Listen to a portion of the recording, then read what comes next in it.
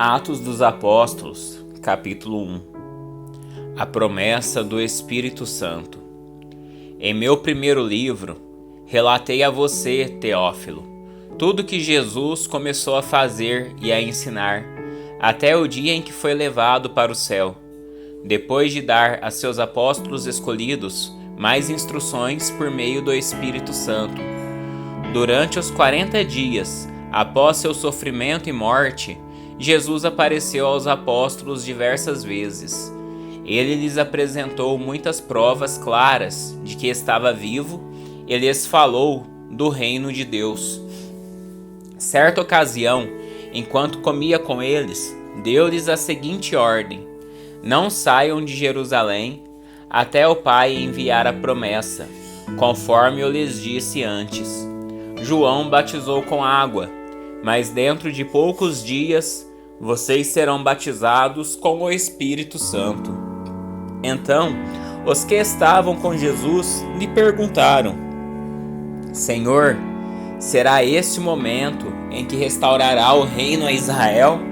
Ele respondeu: o Pai já determinou o tempo e a ocasião para que isso aconteça, e não cabe a vocês saber. Vocês receberão poder quando o Espírito Santo descer sobre vocês, e serão minhas testemunhas em toda parte, em Jerusalém, em toda a Judéia, em Samaria e nos lugares mais distantes da terra. Depois de ter dito isso, foi elevado numa nuvem, e os discípulos não conseguiram mais vê-lo. Continuaram a olhar atentamente para o céu, até que 2 homens vestidos de branco apareceram de repente no meio deles, e disseram: Homens da Galileia, por que estão aí parados, olhando para o céu? Esse Jesus que foi elevado do meio de vocês ao céu, voltará ao mesmo modo como o viram subir. Então voltaram do Monte das Oliveiras para Jerusalém, a cerca de 1 quilômetro de distância. Quando chegaram, subiram à sala no andar superior da casa onde estavam hospedados. Estavam ali Pedro, João, Tiago, André, Filipe, Tomé, Bartolomeu, Mateus, Tiago, filho de Alfeu, Simão, o Zelote, e Judas, filho de Tiago.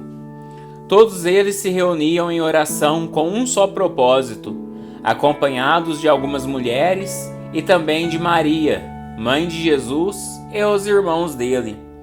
Por esse tempo, quando cerca de 120 discípulos estavam reunidos num só lugar, Pedro se levantou e disse: Irmãos, era necessário que se cumprissem as Escrituras a respeito de Judas, que serviu de guia aos que prenderam Jesus. Esse acontecimento havia sido predito pelo Espírito Santo por meio do rei Davi. Judas era um de nós e participava do ministério conosco. Ele comprou um campo com o dinheiro que recebeu por sua perversidade. Ao cair ali de cabeça, seu corpo se partiu ao meio e seus intestinos se derramaram. A notícia se espalhou entre todos os habitantes de Jerusalém, e eles deram ao lugar o nome aramaico Acéldama, que significa campo de sangue. Pedro continuou: Estava escrito no livro de Salmos que sua casa fique desolada, sem ninguém morando nela. Também diz: que outro ocupe o seu lugar.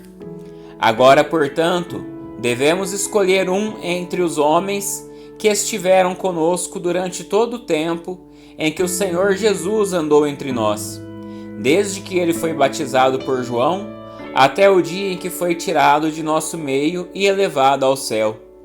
O escolhido se juntará a nós como testemunha da ressurreição. Então indicaram 2 homens, José, chamado Barsabás, e conhecido também como Justo, e Matias. Em seguida oraram: Senhor, tu conheces cada coração. Mostra-nos qual destes homens escolheste como apóstolo para substituir Judas neste ministério, pois ele se desviou e foi para o seu devido lugar. Então lançaram sortes, e Matias foi escolhido como apóstolo, juntando-se aos outros 11. Atos, capítulo 2. A vinda do Espírito Santo. No dia de Pentecostes, todos estavam reunidos num só lugar. De repente veio do céu um som como de um poderoso vendaval, e encheu a casa onde estavam sentados. Então surgiu algo semelhante a chamas, ou línguas de fogo, que pousaram sobre cada um deles. Todos ficaram cheios do Espírito Santo, e começaram a falar em outras línguas, conforme o Espírito os habitava. Naquela época, judeus devotos de todas as nações viviam em Jerusalém. Quando ouviram o som das vozes, vieram correndo e ficaram espantados, pois cada um deles ouviam em seu próprio idioma. Muitos admirados exclamavam: "Como isto é possível? Estes homens são todos galileus, e no entanto cada um de nós os ouve falar em nosso próprio idioma. Estão aqui partos, medos, elamitas, habitantes da Mesopotâmia, da Judéia, da Capadócia, do Ponto, da província da Ásia, da Frígia, da Panfilha, do Egito e de regiões da Líbia próximas a Cirene, visitantes de Roma, tanto judeus como convertidos ao judaísmo, cretenses e árabes. E todos nós ouvimos estas pessoas falarem em nossa própria língua sobre as coisas maravilhosas que Deus fez. Admirados e perplexos, perguntavam uns aos outros: "Que significa isto?" Outros, porém, zombavam e diziam: "Estes estão bêbados." Então Pedro deu um passo à frente, com os 11 apóstolos, e dirigiu-se em alta voz à multidão: "Ouçam com atenção, todos vocês, povo da Judéia e habitantes de Jerusalém. Escutem o que lhes digo. Estas pessoas não estão bêbadas, como alguns de vocês pensam, pois são apenas 9 horas da manhã. Pelo contrário, o que vocês estão vendo foi predito há tempos pelo profeta Joel. Nos últimos dias, disse Deus, derramarei meu espírito sobre todo tipo de pessoa. Seus filhos e suas filhas profetizarão, os jovens terão visões e os velhos terão sonhos. Naqueles dias derramarei meu espírito, até mesmo sobre servos e servas, e eles profetizarão. Farei maravilhas em cima no céu e sinais embaixo na terra, sangue e fogo e nuvens de fumaça. O sol se escurecerá e a lua se tornará vermelha como sangue, antes que chegue o grande e glorioso dia do Senhor. Mas todo aquele que invocar o nome do Senhor será salvo. Povo de Israel, escute. Deus aprovou publicamente Jesus, o Nazareno, ao realizar milagres, maravilhas e sinais por meio dele, como vocês bem sabem. Ele foi entregue conforme o plano pré-estabelecido por Deus e seu conhecimento prévio daquilo que aconteceria. Com a ajuda de gentios que desconheciam a lei, vocês o pregaram na cruz e o mataram. Mas Deus o ressuscitou, libertando-o dos horrores da morte, pois ela não pode mantê-lo sob seu domínio. A respeito dele, disse o rei Davi: Vejo que o Senhor está sempre comigo. Não serei abalado, pois ele está à minha direita. Não é de admirar que meu coração esteja alegre e que minha língua o louve. Meu corpo repousa em esperança, pois tu não deixarás minha alma entre os mortos, nem permitirás que o teu santo apodreça no túmulo. Tu me mostraste o caminho da vida e me encherás com a alegria de tua presença. Irmãos, permitam-me dizer com toda convicção que o patriarca Davi não estava se referindo a si mesmo, pois ele morreu e foi sepultado, e seu túmulo ainda está aqui entre nós. Mas ele era profeta e sabia que Deus havia prometido, sob juramento, que um de seus descendentes se sentaria em seu trono. Davi estava olhando para o futuro e falando da ressurreição do Cristo, que não foi deixado entre os mortos, nem seu corpo apodreceu no túmulo. Foi esse Jesus que Deus ressuscitou, e todos nós somos testemunhas disso. Ele foi exaltado ao lugar de honra, à direita de Deus, e conforme havia prometido, o Pai lhe deu o Espírito Santo, que ele derramou sobre nós, como vocês estão vendo e ouvindo hoje. Pois Davi não subiu ao céu, e no entanto disse: O Senhor disse ao meu Senhor: Sente-se no lugar de honra à minha direita, até que eu humilhe seus inimigos e os ponha debaixo de seus pés.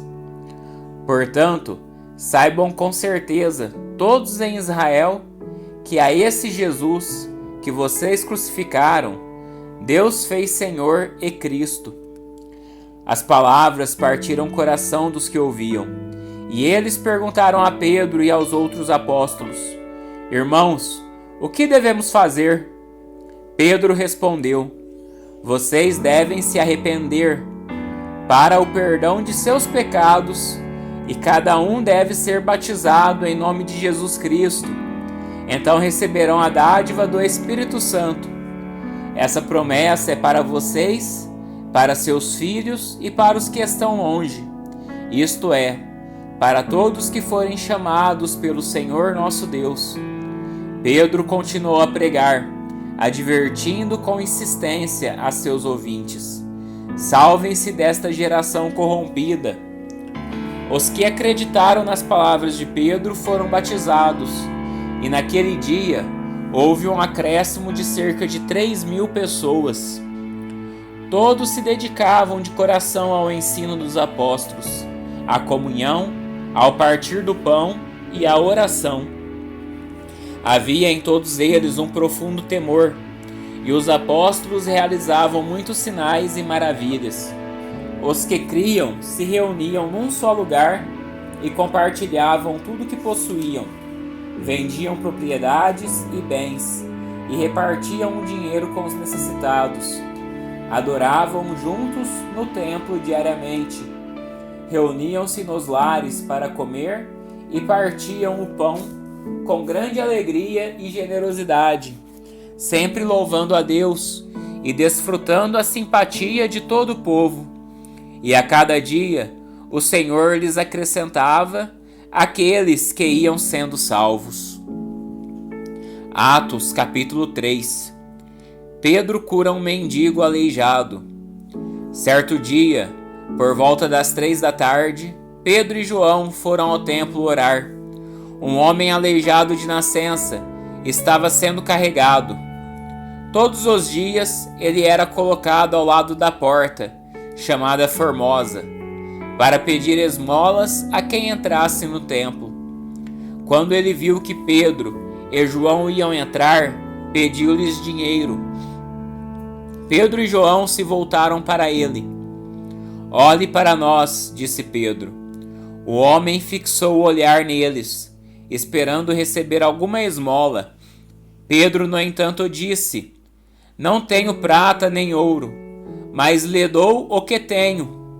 Em nome de Jesus Cristo, o Nazareno, levante-se e ande.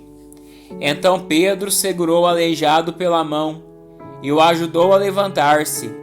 No mesmo instante, os pés e os tornozelos do homem foram curados e fortalecidos. De um salto, ele se levantou e começou a andar. Em seguida, caminhando, saltando e louvando a Deus, entrou no templo com eles. Quando ouviram caminhar e o ouviram louvar a Deus, todos perceberam que era o mesmo mendigo que tantas vezes tinham visto na Porta Formosa, e ficaram perplexos.